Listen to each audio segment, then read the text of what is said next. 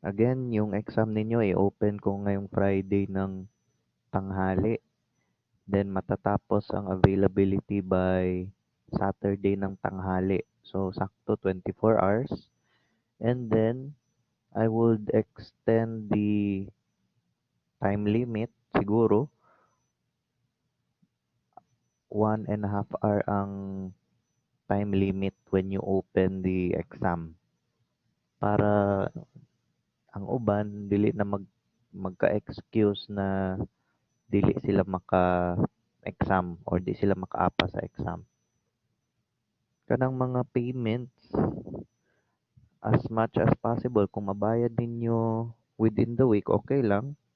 Ang availability sa inyong exam permit sa mga mag, magpasa hangtod Monday na yung ipapaso nyo na online dito sa LMS.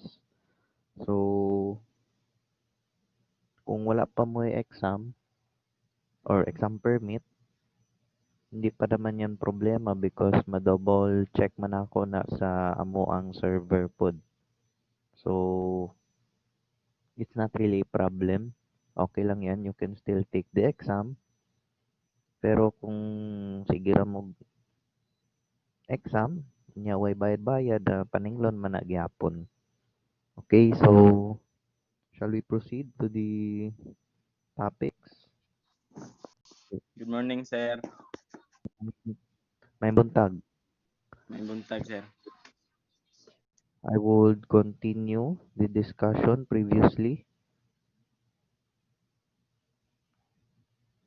So, sandali lang.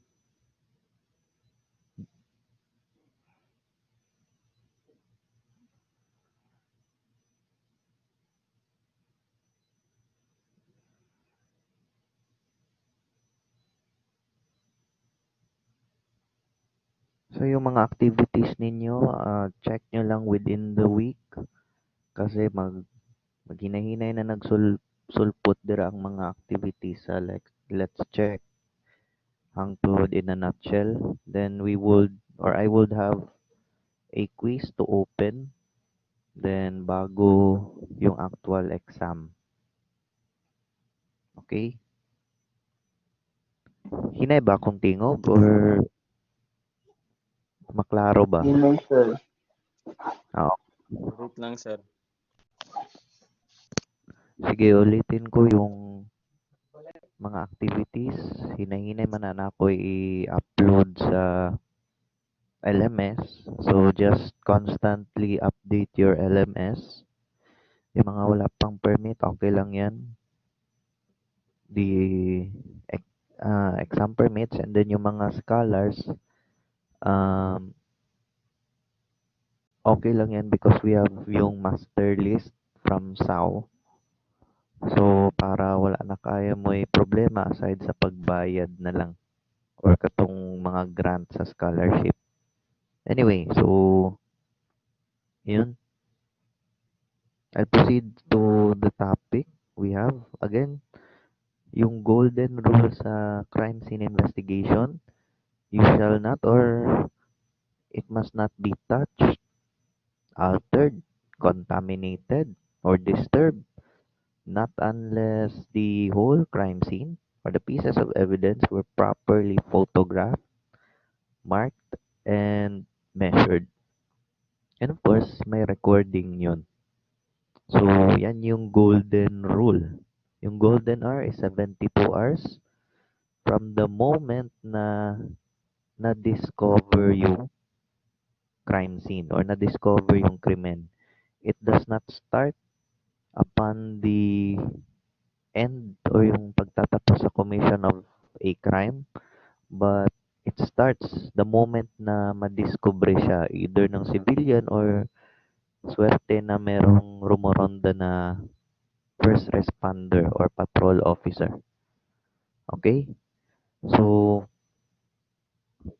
upon arrival ng first responder or even the other members ng investigation team or ng SOCO team, first thing to do is you clear the area. Paano yan gagawin? You cordon it meron tayong mga police line. Pero what if walang police line? We can use some other forms such as ropes, yan, tie box, or kung wala joy other materials or equipment, pwede ang human barricade. Yan, na manugo ang law enforcers, ang police na yung mga personnel or napoy mga tao na magsilbing human barricade para po ang scene of the crime would be preserved. The same thing, if walang trusted na individuals na magkaroon ng human barricade or kulang yung tao, then the law enforcers can use their own police mobile patrol cars. Yun ang magsisilbing some form of a barricade para ma-preserve yung scene of the crime. Kasi dapat yung scene of the crime, before yung crime scene processing would start, kailangan na preserve siya at the same condition as it was first discovered. Okay? So, clear the area, cordon the area. Pero, if the crime scene upon discovery may mga biktimang nag-aagaw buhay, kailangan sila as much as possible maidala sa nearest medical facility. Because the importance is, of course, yung lives ng tao. The primordial consideration, first is saving lives. Susunod na lang yung pag-aresto sa suspect kung nandyan. And third na yung crime scene processing. Okay? So, once you have cleared the area, yung first responders, tatawag na yan siya ng backup, pati yung investigator on case. So, tatawagan niya yung investigator on case na may jurisdiction, may responsibility sa area kung saan nangyari yung krimen. So, by the moment na dumating si first responder, naman na sa Criminal Investigation Manual, if you have read, the moment that the first responder sees the investigator on case to arrive at the scene, silang dalawa, they would record their arrival, pati yung condition ng crime scene. Ano ba yan? Nasa patag, nasa bundok, umaga ba, hapon, or gabi, umuulan ba, or maaraw. And then, by the time na nandun na si investigator on case, ito turn over ni first responder yung scene kay investigator on case or kay IOC. Diyan na mangyayari yung briefing na gagawin ni first responder. Ganitong oras siya dumating, ito yung nadatnan niya, meron bang mga tao or hindi, and kung na-cordon ba niya ng maayos or enough space para magkaroon ng formal crime scene processing. So sabihin natin, na-turn over na kay investigator, tutulong si first responder and of course the investigators to ask questions.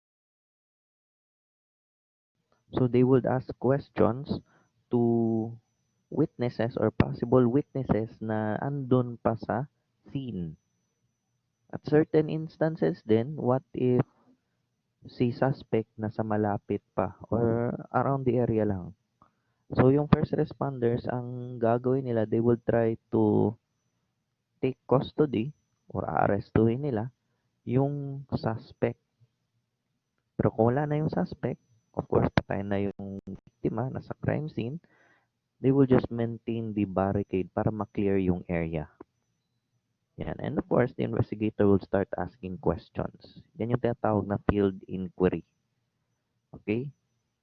So, ang gagawin nila is field inquiry. That is the questioning of persons at the crime scene. Again, it's the questioning of persons at the crime scene. So, sabihin natin, ongoing na yan. Tapos, ino-notify ni investigator on case yung SOCO team na on alert sa crime laboratory. So, meron yan city level, provincial level, or kung sa Metro Manila, district level. So, Once na-notify ng SOCO at dumating na sila, again, they will record their arrival. Yan, the time and date, condition ng scene. Tapos, magtitake niyan sila ng mga photographs sa entry and exit point sa crime scene, pati na yung overall view ng crime scene.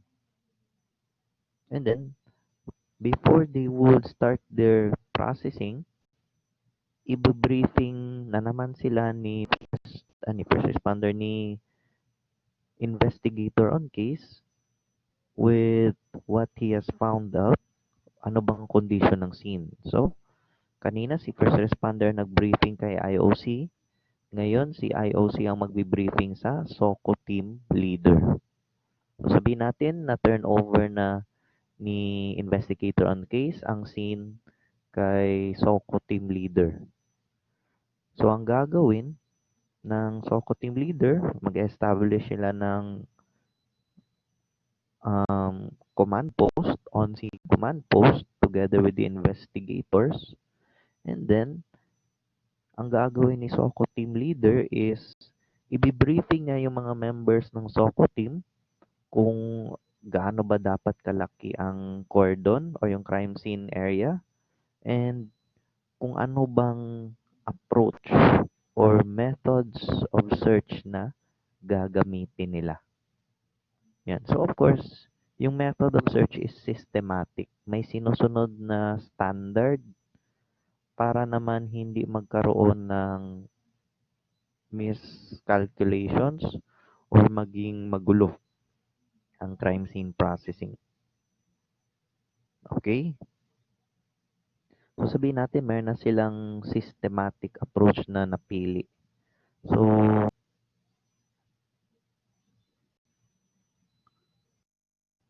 before I proceed, I would present siguro an example or proceed to the types of searches. Yan. So, if you have any questions, pwede nyo ilagay sa chat. Pwede nyo ilagay rin or you would raise your hand and then ask questions by turning on your microphone.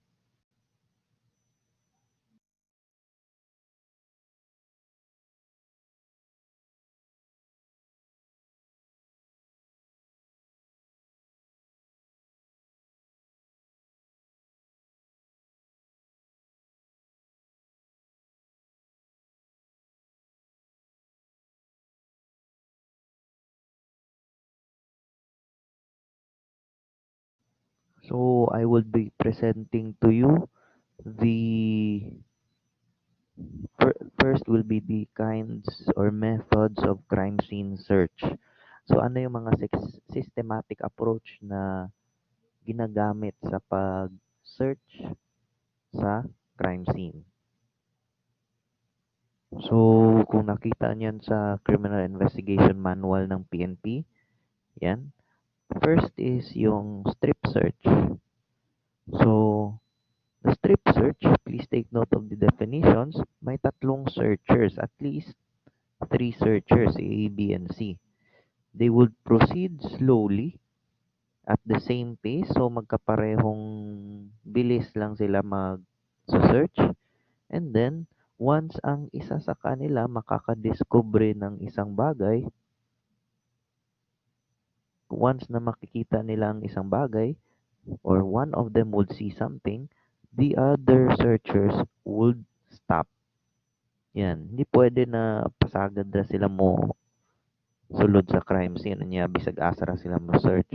There must be a systematic approach. So, dito sa strip search, when one finds or an evidence, the other two would need to stop. Yan. Para same pacing lang sila. Yan. And then, once you will discover something, nandun na yung photographer, yung measurer, pati yung note taker.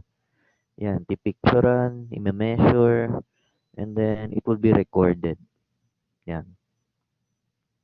So, once tapos na mag-record, they would proceed on to the next. And if other searchers find another piece of evidence, titigil naman. Yan.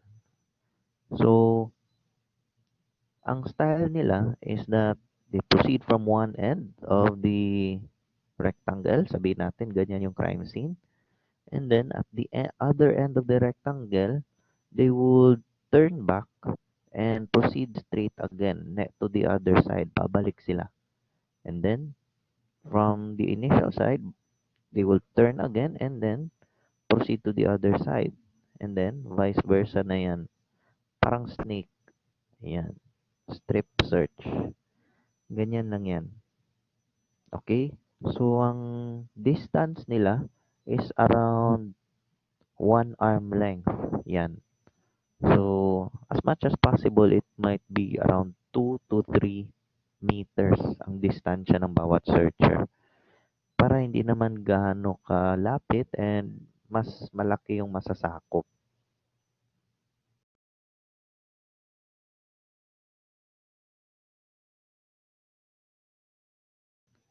Kanang strip search, good question, kung applicable ba siya sa indoor-outdoor.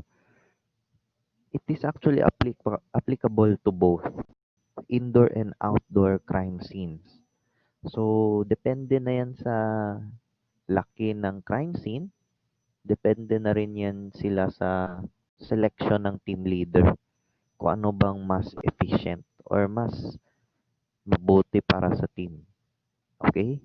The next method is yung double strip search. Yan, or double strip method. So, sa double strip method, di ba kanina sa strip method, parang snake lang yan. Going to one end, turning back, and then going back to the initial end, and then turn back. Di ba? Parang ganyan. Sa double strip search, namomodify yan siya by the last end ng search. Sabihin natin dyan yung end. Ang gagawin nila is they would modify it and they would traverse to the other method of strip search. Kumbaga kanina horizontal, ngayon mag-vertical search yan sila. But still, it must be continuous. Yan. So, it is somehow like that. Ulitin ko. Kung nagawa na nila yung strip search, yan.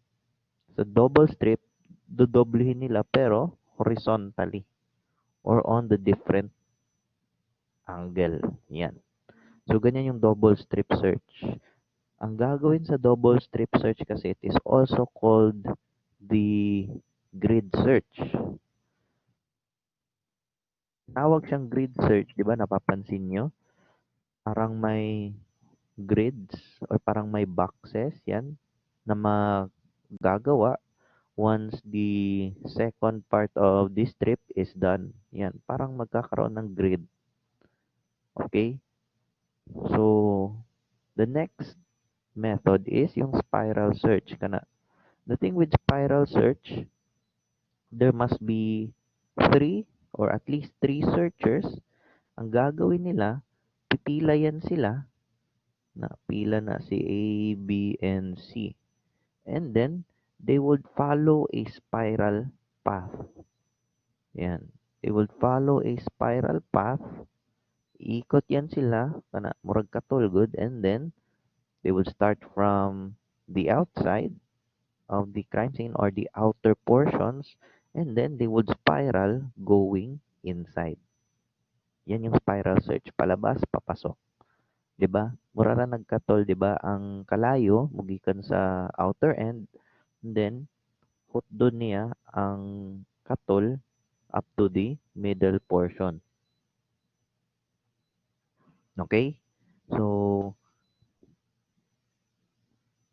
again, spiral search method, outward going inward in a spiraling method. Next is zone search method. So, zone search method is also known as the quadrant method. Kumbaga may 4 sides or 4 divided portions, and then it is divided equally kung saan, for example, dito sa number 1, ang isang searcher or isang group ng searchers, ang gagawin nila is spiral. Yan. Sa number 2 na quadrant, ang gagawan naman nila na method or gagawin nilang method is strip method. Yan. Sa number 3, sabihin natin ang gagawin nila is double strip. Yan. And then sabihin natin sa number 4, yung next pattern, yung wheel search method. Yan. Parang murag ligid. So sa zone search or quadrant method, nasa discretion na yan ng team members at ng team leader kung ano ang methods of search na gagawin sa kada quadrant. So there are also instances na pwede magkapareho but still divided yung limitations or yung boundaries ng kada quadrant.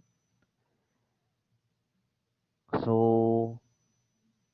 somehow, yung question mo, depende sa kadakon, probably, pero kung zone search method or quadrant, strictly yung ibang mga investigators, apat lang talaga kasi quadrant, 4 sides or 4 portions. So yung iba, mag-iba na yan, depende sa lawak ng crime scene. Miss Yanson, your question is kung daghan ba sila gamito na method or isa lang yun dapat? Kani, it's on the discretion na ng SOCO team. Kung gusto ng investigators, sabihin natin malawak yung scene, kasing laki ng UM, o sabihin natin kasing laki ng BE building sa UM. So, ang gagawin nila, i-divide yan nila into zones. Yan yung mas suggested sa mga malawakan. Alangan naman na i-spiral method ni mong isa ka building, di ba? Kapoy kayo. So, some others, especially kung malalaki ang mga crime scenes, they would apply zone search method para ma-modify or maiba-iba or ang term nila is compartmentalize the search para mas madali sa mga individual searchers. Pero kung ang crime scene, sabihin natin, isang kwarto lang sa bahay or one half lang ng isang medium-sized na bahay, then they could use one method lang. Okay? So, nagdedepende niyan sa scene at sa discretion ng SOCO team. Okay? So, the next method, yun nasabi ko na, wheel method or the wheel search method. Kung saan, napakaraming searchers, more than 5 or around 6. On this example, 8 sila na searchers. Ang gagawin sa wheel method or spoke method is yung crime scene nila is halos ang shape niya is circular or oblong. Yan, spherical na shape ang crime scene. So, ang gagawin nila from the center or pinaka-sentro ng crime scene, yung mga searchers doon magsisimula and then they would head on or pupunta sila to different directions na para bang spokes ng gulong or ng wheels ng sasakyan. Yan. So, hinighlight ko na yan. Ganun. They would proceed or they would start at the same time and would proceed with their own pace or at their own pace. So, yung wheel search method, considerations lang yan. First is that yung crime scene or the scene of the crime is spherical or circle ang shape or ang approximate shape. Yung wheel search method, according to my previous instructors, it's that during din sa training namin, yung wheel search method is very much the adapted search method o yung ginagamit na search method for bombing or terrorist incidents. Yan. Kasi sa bombing incidents, merong isang lugar na pinaglagyan ng bomba. So yan ang unang i-determine ng crime scene processing team. Kung asan ba yung sentro ng explosion. Sabihin natin ito yung sentro. Dito. Ayan. Diyan nalagay yung IED or improvised explosive device. And then in order for them to know kung gaano ba kalayo ang naabot ng explosion or yung puwersa ng explosion, they would use wheel or yung spoke method in order to determine if there are fragments, if there are people na siguro namatay, anong epekto ng explosion sa mamatay, and gaano ba kalawak yung damages ng explosion. Yan. So in bombing incidents, wheel method is the suggested search method. Okay? Sa mga ambush or yung mga vehicular ambush, sabihin natin, i-draw ko na lang gamit ang pencil dito. For example, inambush ng dalawang sasakyan ng isang sasakyan, pinagitnaan. And of course, maraming namatay. Patay ang mga hostakers, patay din ang biktima. So how would the crime scene or the SOCO team would search that kind of situation? So ang gagawin nila is what we call zone search method. The thing with zone search method, pwede divide ng SOCO team yung places of search. For example, sa lugar, sasakyan ng victim, iba yung method na gagawin. And of course, hindi pwede lumagpas sa sasakyan or the surroundings ng sasakyan yung mga searchers nun. The same goes with those people searching the vehicles ng mga perpetrators. So, na sila division or boundary. Yan. So, dito na search method, sabihin natin spiral. Dito kay victim, strip.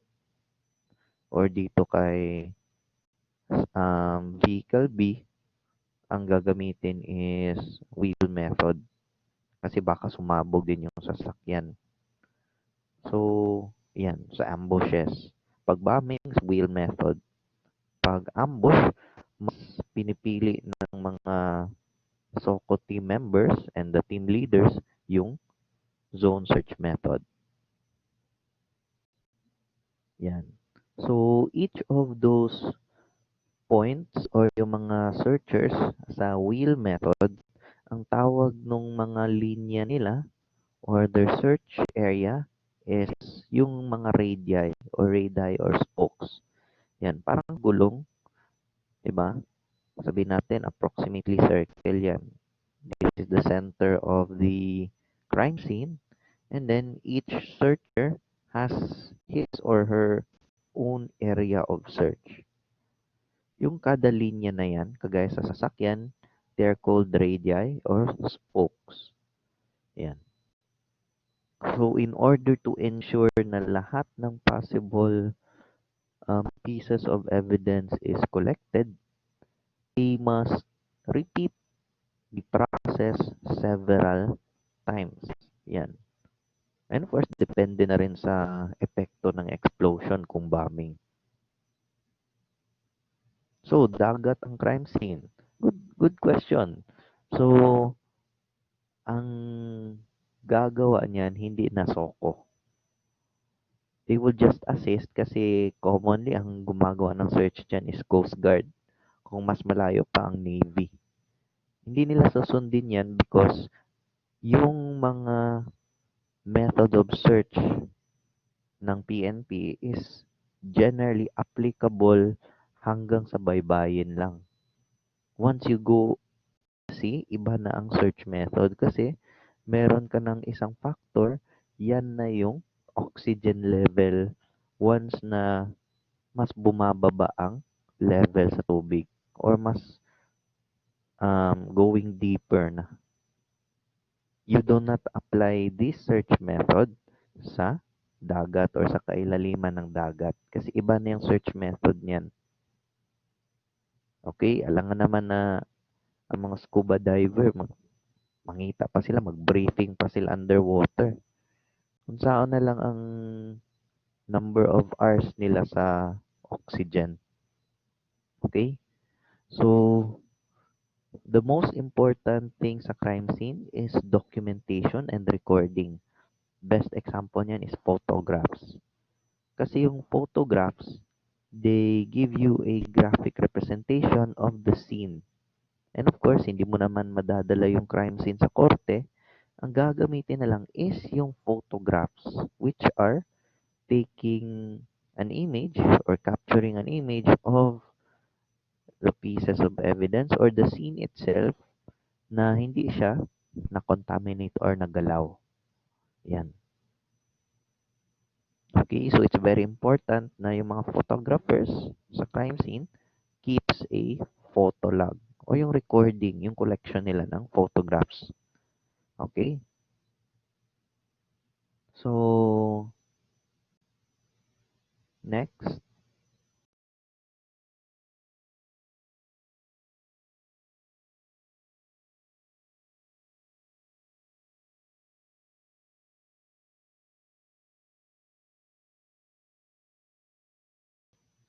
So, yun, sinabi ko, photograph the crime scene, the immediate area, and of course, the pieces of evidence. Naman na sa inyong libro sa ebook, we can take a look at it.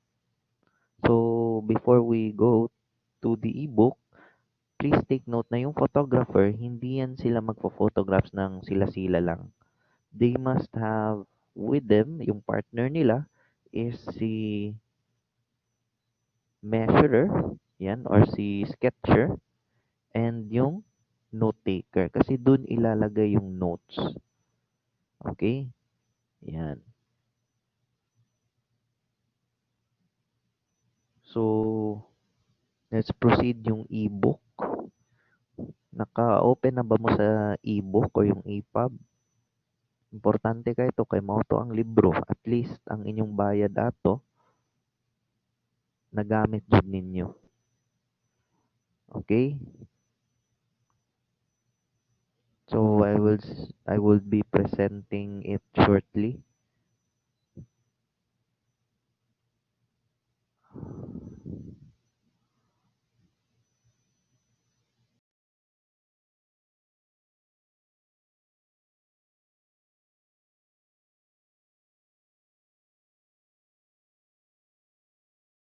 By the way, are there any questions? You can turn on your mic or you can put your questions sa chat.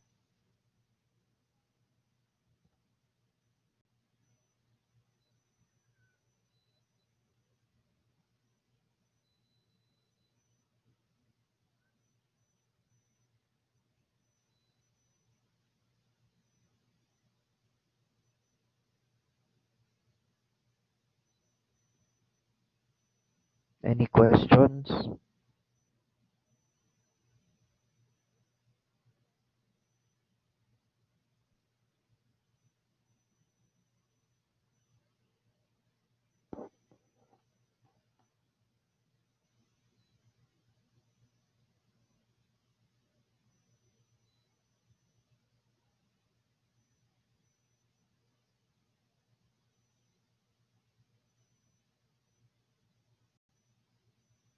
Kino-convert ko pa yung ebook nyo.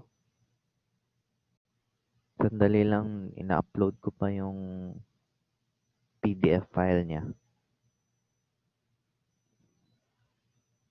Ayan, so I'll just share it to you shortly.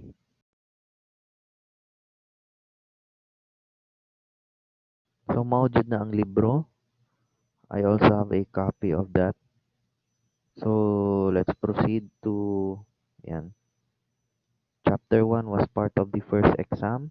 The basic principles, yung phases, kasama din yan sa first exam. So, yung three phases, identify, locate, and gather evidence. Yan.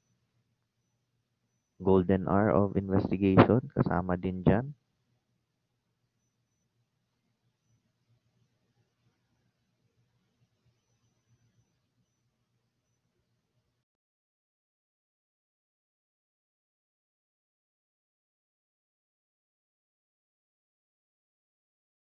So one of my assignments, I think nakapasa na yung iba sa inyo.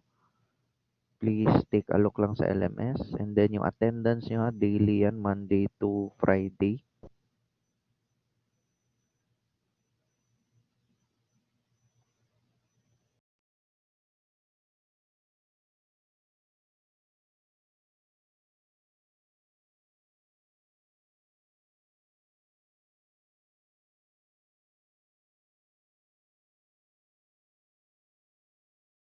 So sa criminal investigation, ang mga importanteng mga personnel, again, yung unang dumating, unang nakaalam on the side of the law enforcement, si first responder, yung patrol officers. Of course, yung isa sa mga main na ano natin, main na mga personnel or key personnel natin, yung gador, yung investigador, si investigator on case, yan sila. And then, lastly, yung mas highlighted, si SOCO team. Okay? So, I guess you have read this part already, pati yung criminal investigation manual with regards to the responsibilities and functions ni first responder, yan, ni investigator on case, yan, siya yung investigador, yan. And next, si SOCO team. So, before si SOCO team mag-deploy or mag-respond sa tawag ng investigator, they must receive first a request mula sa investigators. Yan. Magre-request si investigator ng orders na kailangan nila ng assistance sa SOCO team. Okay? So, yan. Sa pag-release ng crime scene, it is very important na merong receipt. Yan. Or turnover receipt si SOCO team at si investigator na maibibigay sa may-ari ng, sabihin natin, may-ari ng property or kung sa government property nangyari ang krimen, sa administrator ng nasabing facility. Okay? So, yun, I've also discussed, I think, last time, types of crime scenes. Yan. According to time and location, daytime, nighttime. According to location or yung lugar, indoor crime scenes. Yan. So, the thing with indoor crime scenes, protected against weather, yan sila. And they could take their time kasi wala masyadong obstruction or in most cases, hindi naapekto ng kahit anong init or lamig. Yan. So they can take their time. Sa outdoor crime scene, the problem with it is that weather and daylight is always limited. Yan. Kasi, of course, hindi palaging maaraw. There are mornings na hindi ganun kalakas ang ilaw mula sa araw. And also, if weather does not improve, it might destroy, it might alter or contaminate further the pieces of evidence. Yan. So maraming problema dyan. And all, of course, the third type of crime scene is yung mixed, kung saan it happens first, sabihin natin indoor, and then the body was dragged outside. So naging outdoor. Yan. It's still problematic, but there is no choice but to process both crime scenes. Yan, yung continuing or mixed crime scene. Of course, there is this special occasion. Siguro nilagay sa loob ng drum. Tapos yung drum nilagyan ng semento. O sa loob ng septic tank or ng sewer or doon sa daluyan ng dumi or sabihin natin yung mga pipeline sa ilalim ng daan. Okay? That's special because it is rarely found na merong mga patay na katawan or it is rarely being done by criminals or suspects.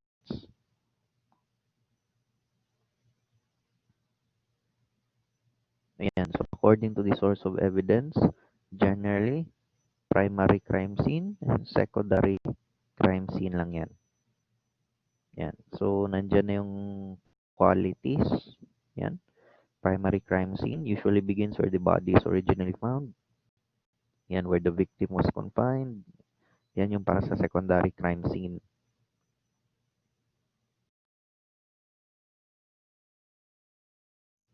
So, crime scene processing, it refers to the application of diligent and careful methods or means by the investigator and of course the SOCO team para ma-recognize, identify, preserve, and collect yung mga facts and pieces of evidence na pwede maka-assist sa pag-reconstruct ng krimen. When we say reconstructing, parang kino-construct nila balik kung ano ba yung mga ebidensya, ano ba yung motibo ng krimen. Okay? So, the purpose of crime scene processing or yung mismong ginagawa ng SOCO at ng investigator, collect as much information and evidence as possible.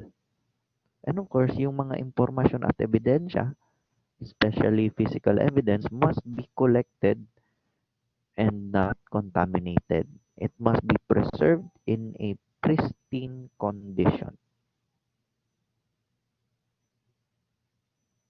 Okay, next. Yan. So, before mag-conduct ng crime scene processing, ulitin ko, kailangan i-assess ng investigator and then ng SOCO team yung buong crime scene. Yan. Yung lawak niya, yung weather condition, at yung mga equipment na meron sila.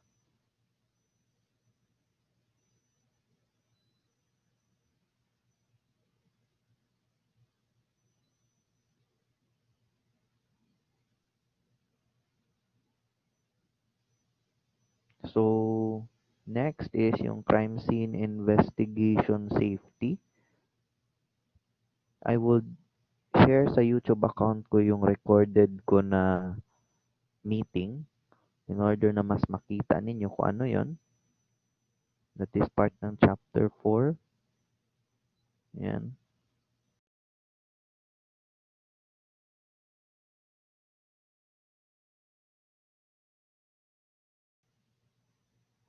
Yung pangalan ko lang. Yan. I-search lang ninyo.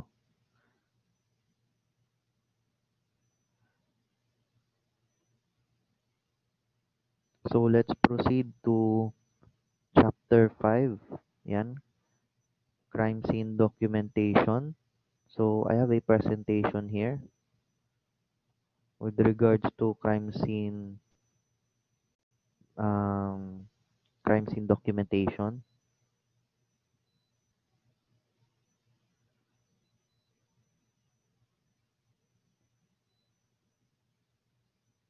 By the way, sa crime scene documentation, this involves the taking of photographs, yan.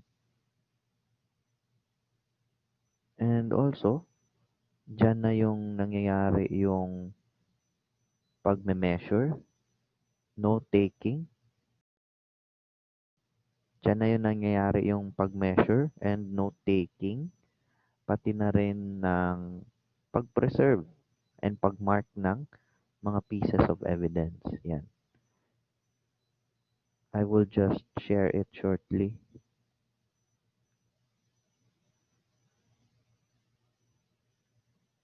By the way, are there any questions sa inyo ha?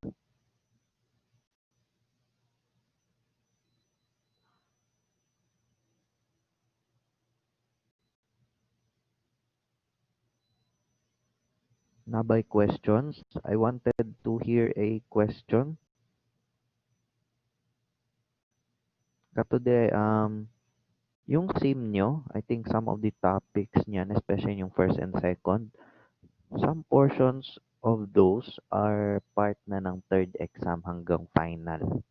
Yung iba, additional na lang na guide ninyo for yun, yung first at yung ngayon na second exam.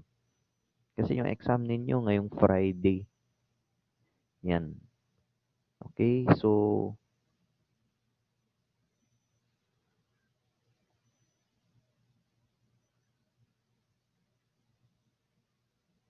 unara ko i-share na PPT.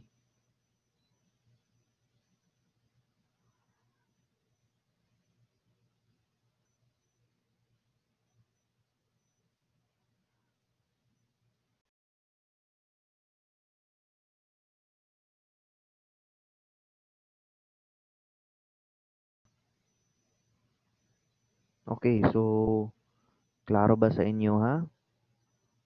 Maklaro ba? So, magsugod na ko, crime scene documentation, that is chapter 5 of the book. Yan. So, sabihin na natin na cordon na, nandyan na yung SOCO team. They are ready to document the whole scene, to photograph and measure everything, and to record it. Yan. So, first, note-taking. So, brief records lang, it does not really require na yung buo talaga. Pero sa note-taking, ang pinaka-importante are those measurements and apil na po dira tong sketches. Yan. Because yung notes ng SOCO team at ng investigator would be a permanent record ng mga facts surrounding the case. Yan. Meron kasing kasabihan, if you did not write it, yan, if you didn't write it, it never happened. Ulitin ko, if you didn't write it or if you did not write it, it never happened. Next. Yan. Note-taking serves as a personal record of the search for evidence. It should be detailed and it will remain meaningful kasi by the time na magiging witness or expert witness na yung SOCO team at yung investigator, magiging witness na sila or mag-testify sa korte, they can use those notes as a guide for them to remember key aspects of the case. Yan.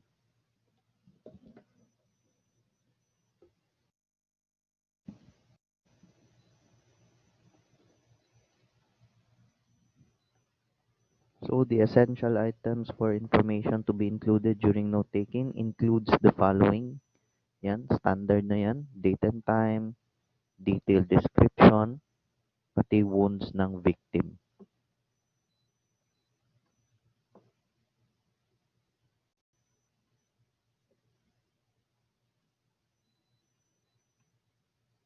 Okay, so nabay pangutana pa. We still have around 30 minutes.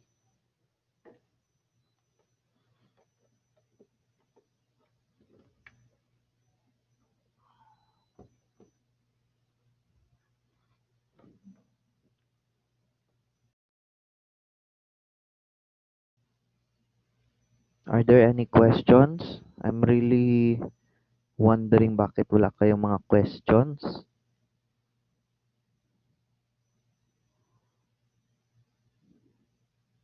Si Miss Pondok na ba kay pangutana?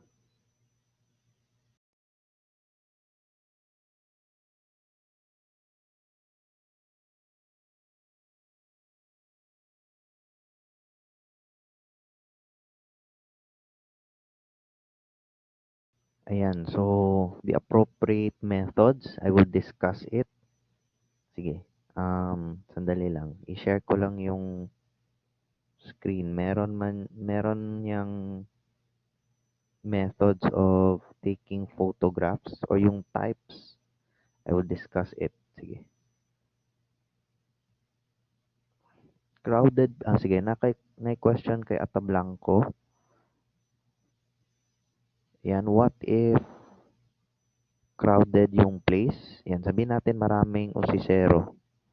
Hindi lahat kino-consider na suspect. Pero ang main na consideration is that hindi yan sila pwede makalapit. And of course, yung some people, depende na yan kasi sa instincts or yung itsura, not really itsura, pero yung physique ng nasabing tao. Yan, kasi yung pagdududa, especially sa tao, nandyan yan. If they exhibit or nagpapakita sila ng suspicious behavior or suspicious na clothing ang meron sila, then they might be questioned. So, technically, in some other cases, in some other scenes, hindi lahat. Pero kung, for example, minimal lang yung tao, yung sa Martina Pangi, na gireport sa isa ka lalaki na naa siya nakit ang patayng lawas sa babae sa isa ka gamay na murag creek or river. And nalaman ng kapulisan na yung river na yun or yung creek, hindi yun palaging dinadaanan ng tao. So, they questioned yung unang nag-report, kung paano niya nalaman na merong patay na tao doon, anong ginagawa niya doon. The thing is, hindi niya na-explain ng maayos.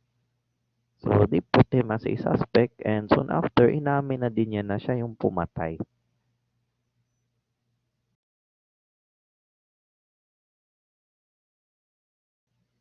Sige, i-share sana ako balik tong presentation.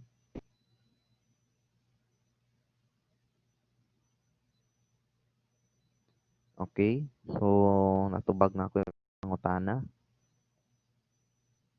Yan, again, note-taking. It is a requirement. Sa note-taking din kasi kailangan yung general description ng crime scene. Anong itsura ng crime scene? Patag ba? Na pasubida ba? Ang crime scene ba is mainly sa cement or it is on soft portion ng soil? Nasa tabing dagat ba or nasa loob ng bahay? Yan.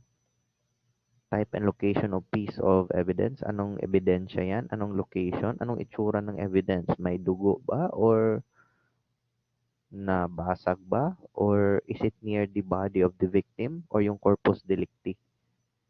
And if there are pieces of evidence or yung mga bagay na pag-aari ng victim na nawawala. Kasi somehow, one of the reasons nawawala yan is of siguro robbery or ang intention is mangawat. Yan, photography. So it is a very important method of recording the crime scene, the way it was first discovered. And of course, photographs tell the story of the crime and the story why those pieces of evidence or why some things appear in a crime scene. Yan. Of course, ngayon ang ginagamit nila is yung mga DSLRs or digital single lens reflex na cameras. Napakaraming equipment yun. May tripod, may mga video recorders and such. So types of investigative photography, yan, crime scene photography, surveillance photography, which is done during surveillance or undercover operations, commonly done pag may sinusundan or may tinitingnan during those situations. Aerial photography, yan, ginagamit ng military yan to locate and to monitor certain enemy positions. Night photography, yan, with the use of artificial lighting. Yun. So, sa crime scene photography, it is the documentation ng buong crime scene in order to preserve and to know the overall perspective, pati detalye ng mga ebidensya at ng buong scene. In order for it to be viewed also by the judge na wala naman sa investigation or wala naman sa scene. Para maintindihan ni judge during court procedures, anong nangyari?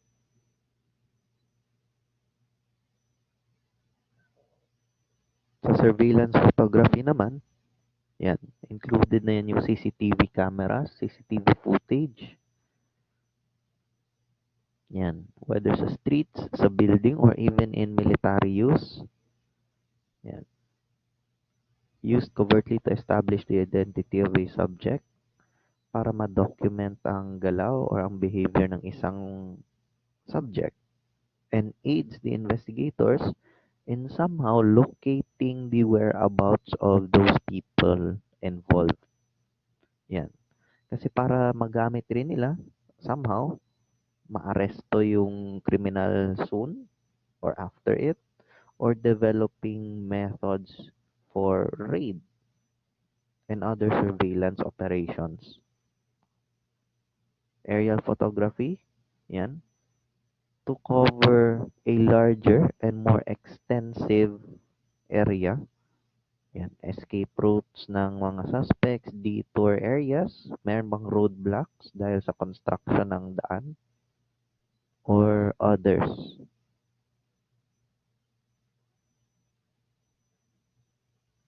Yan. Ngayon, ginagamit na yung drones. Yan, mga drones. Commonly, nagsimula yan sa military na gumagamit sila ng mga spy planes. Night photography, using artificial light, especially for crime scenes, which were processed at night. Yan, yung mga flash, mga continuous lighting. Yan. In order to get a clearer image of the pieces of evidence or the crime scene as a whole. Yan. Laboratory photography.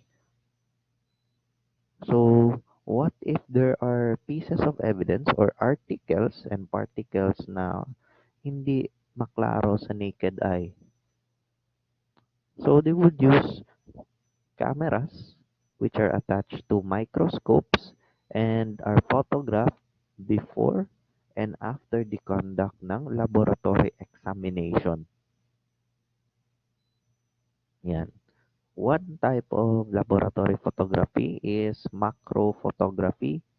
Yan.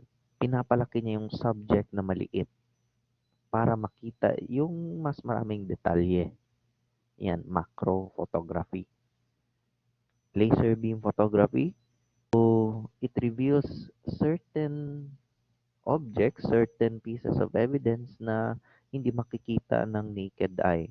Yan, such as footprints na hidden kung sa naked eye or even with artificial light, pero through laser or ultraviolet light, nakikita. Yan. For example, yan, sa bata, ultraviolet photography, meron siyang pasa or bukol pala. Yan. Na hindi clear sa normal photography. Mugshots, yan, yung mga paborito nyo. Yan. So, these are series of photographs taken during booking procedures or after the arrest and while in custody yung nasabing individual. And in order to have an updated profile and facial feature ng nasabing suspect. Yan. So, may front shot, yan. May side view, yan. Both sides. And of course, hindi nakita dyan, merong whole body shot together with that name tag. Yan. Yung name tag, nakalagay dyan yung pangalan, yung buong pangalan, yung kaso, yung date na kung saan tinake yan, anong unit ang nag-take niyan, and other important details. Sa likod niya, merong height chart kung gaano ba siya katangkad.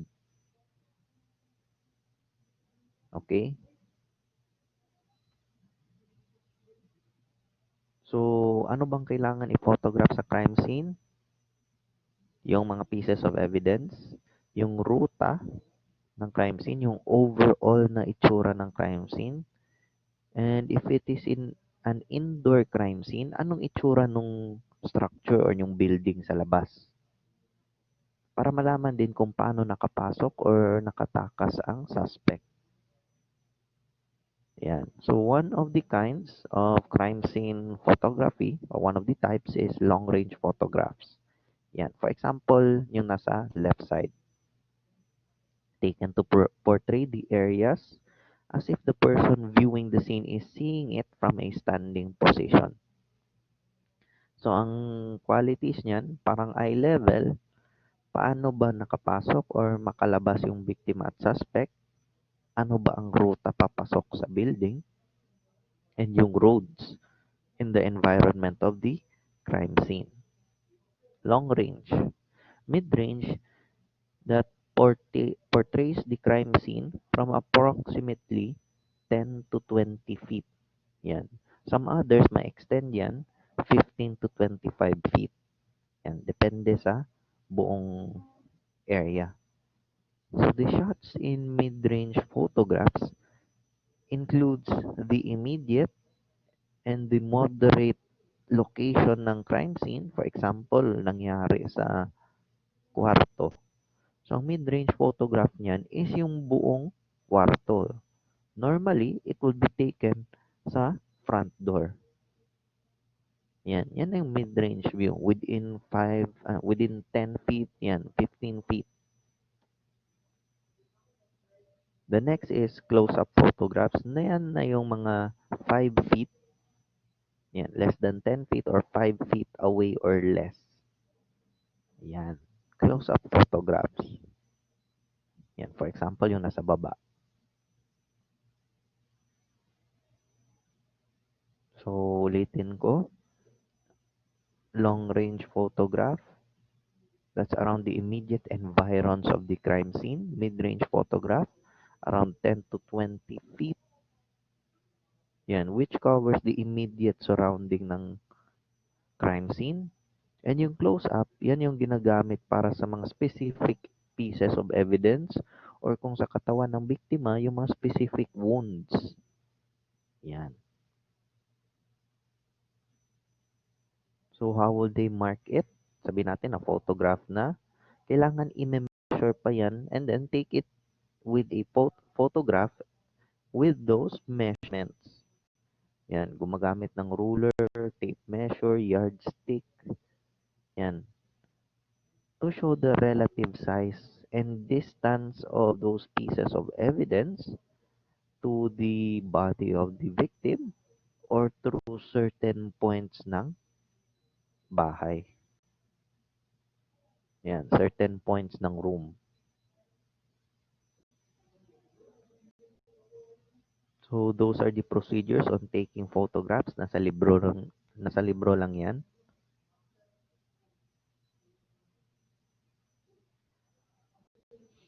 Yan. So sabihin natin na complete niyo na mag-take ng photographs and na-complete na yung ibang mga procedures, laboratory examinations. How would those photographs be accepted or admissible as evidence in court? So ito yung mga considerations na kailangan para maging admissible sa court proceedings or even kay prosecutor yung mga photographs na nakuha. So again, photographs must be a graphic, accurate representation of the crime scene. Yan.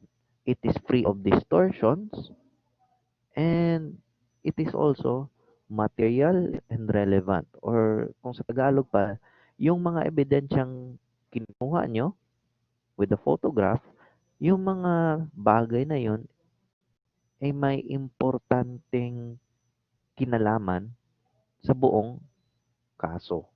And of course, it is unbiased. It is in order to give fairness to the victim and the suspect kasi yun ang gustong stand ng korte. Kasi patas lang dapat, unbiased, walang pinapaboran.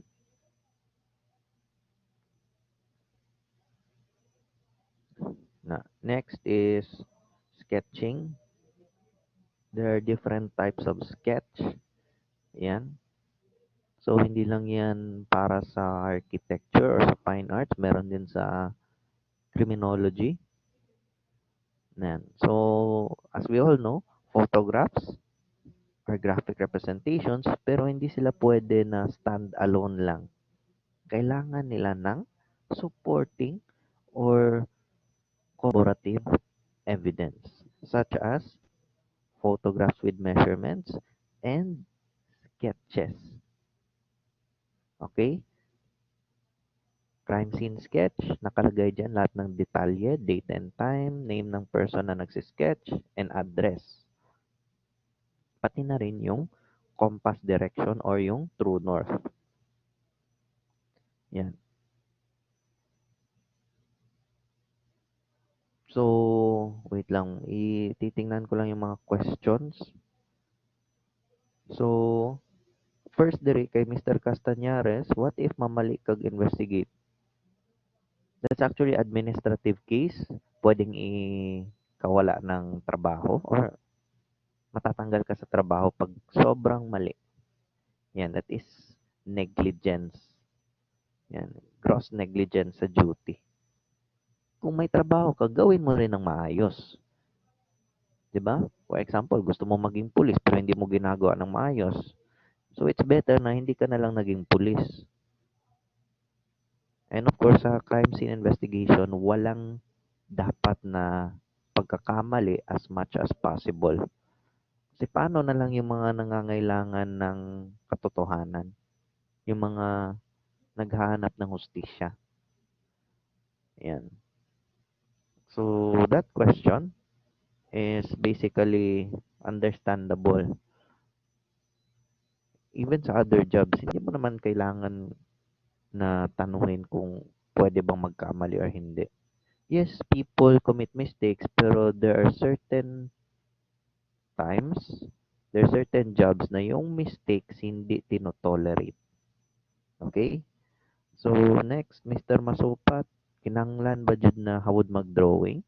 Ang mga note takers, ang mga sketchers, they are good in drawing. Yan. So, it's not really kinanglan na pinanganak ka talagang may talent sa drawing, pero you must be at least well trained and you must have that certain level of experience para magkaroon ng magandang sketch sa crime scene. Of course, everything sa kapulisan has its own certain training. So, hindi required lahat na sumama, those lang members ng SOCO. And those members ng SOCO na interested. Yan.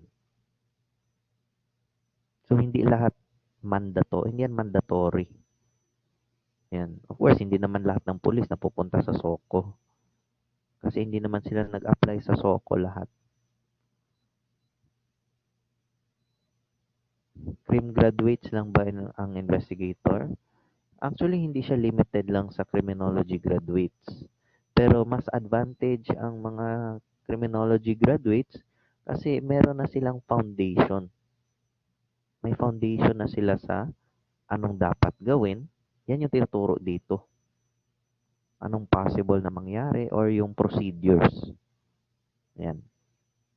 For example, kung ang investigator nimo kay graduate og social work, there is no foundation before pa lang siya pumasok sa serbisyo. Limited?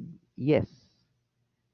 Kasi ang application ng SOCO or sa Crime Laboratory Group, national. Hindi ka mag-apply dito sa local. Kumbaga, ang mga ka-level dyan is national. The same goes for those na nag-apply sa SAP or sa CIDG. So, yung mga nag-apply dito sa region, pang region lang yan. Yung mga nag-apply sa mga national units, national level ang kanilang application. So, ma-explain pa na sa inyo sa CRI 213. Okay? So, yun. Bago tayo matapos itong itong mga types of sketches. Yan. Yan, i-share ko lang yung types of sketches.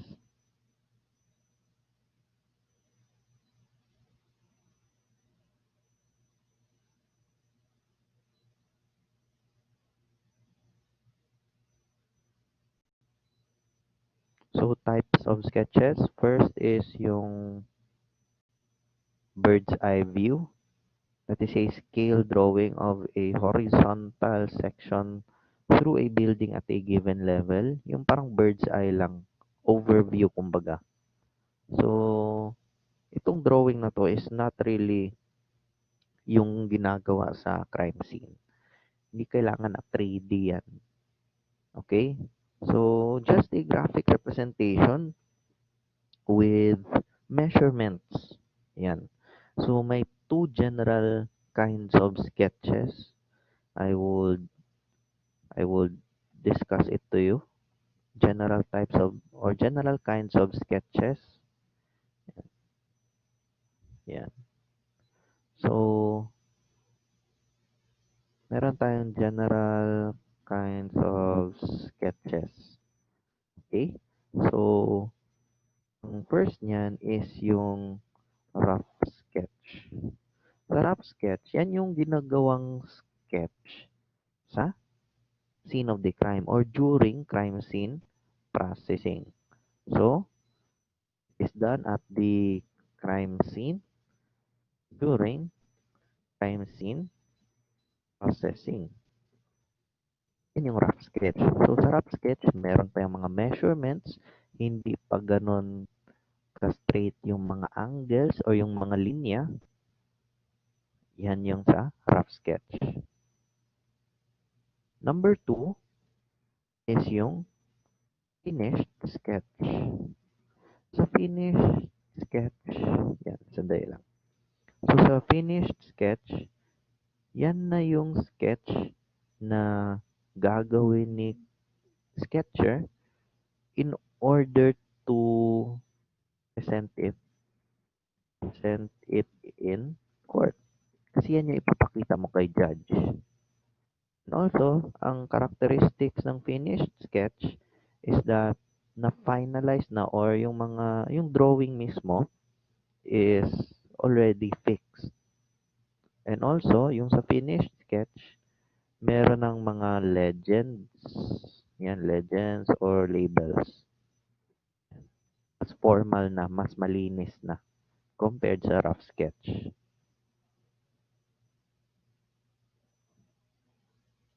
Okay? So, investigator, pwede man pero ano man good na. Sa PNP, ang requirement sa PNP is, of course, you must be a graduate of a 4-year course. 4-year baccalaureate degree.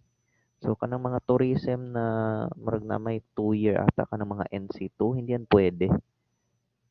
And also, it is an advantage ngayon na board exam passer. Kasi kung graduate ka lang, hindi ka board exam passer, especially sa criminologist, walang advantage yan. Kumbaga, kung ako ang selection committee or recruitment committee, hindi ka priority.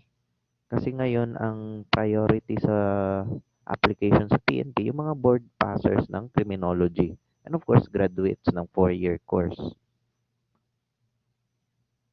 Okay? So, those are the two general kinds of sketches, rough and finished sketch.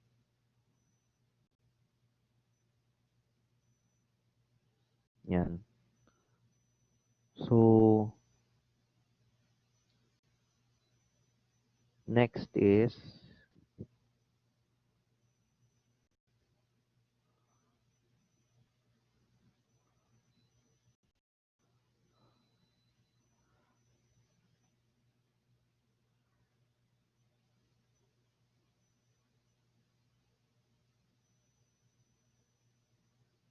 pakita ko lang sandali.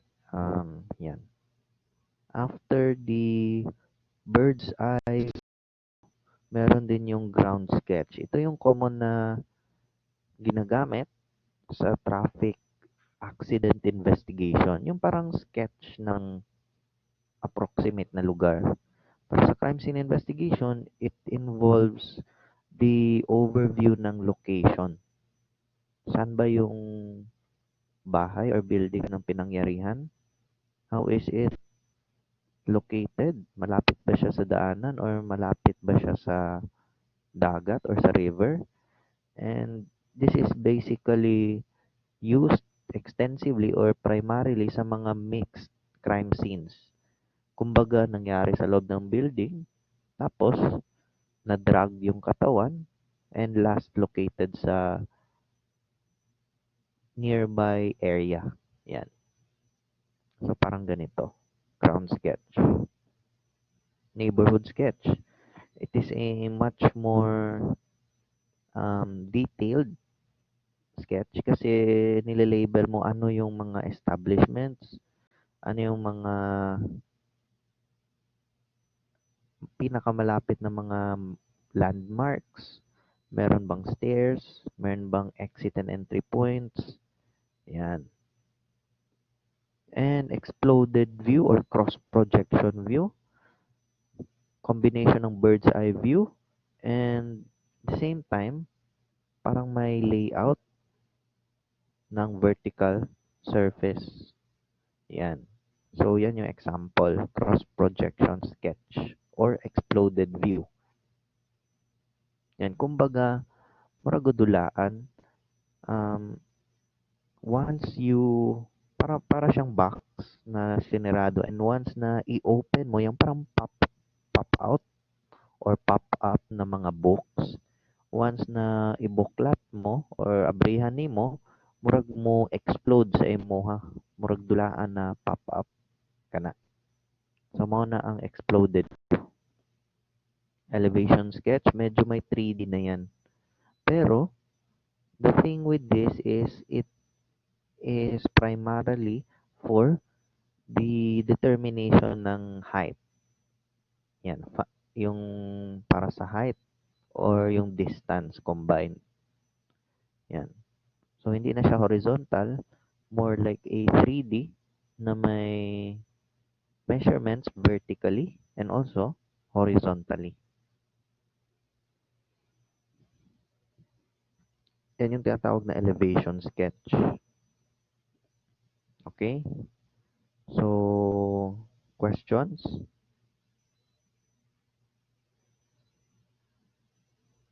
Questions?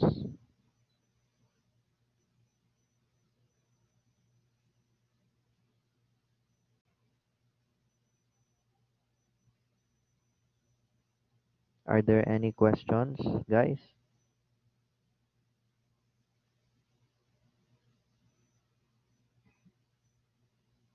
So, that was recorded. I hope you understand it more. Kung naamoy pangutana, you can put it sa forum. Please read your ebook, yung pinakita ko, and yung mga PPTs na na-present ko. And I will be uploading the videos ng meeting o yung recording ng meeting sa YouTube account, which is based yung sa collab natin. Okay? So, thank you. 5 minutes before 12 na tayo. So, thank you for listening and have a good day ahead of you.